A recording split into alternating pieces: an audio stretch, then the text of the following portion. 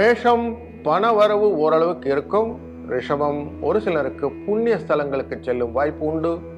மிதுனம் செலவுகள் கட்டுக்குள் இருக்கும். கடகம் வியாபாரத்திலே விற்பனை சுமாராக இருக்கும். சிம்மம் நீதிமன்ற வழக்குகள் சாதகமாக முடியும். கன்னி அலுவலகத்திலே உங்கள் செல்வாக்கு அதிகரிக்கும். துலாம் குடும்பத்திலே மகிழ்ச்சி நிலையாக இருக்கும். விருச்சிகம் அவசியம் தேவை என்றால் மட்டும் கடன் வாங்கவும், மற்ற நேரம் கடன் வேண்டாம்.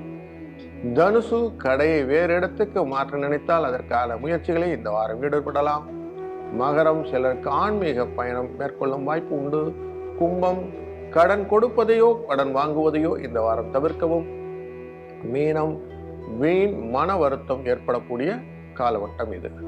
வார பலனின் முழு காணொலியை காண ஸ்ரீ டிவி ஸ்பிரிச்சுவல் நிதி ஜோதிடம் என்ற தொடரிலே காணவும். அதற்கான லிங்க் டிஸ்கிரிப்ஷனில் கொடுக்கப்பட்டுள்ளது.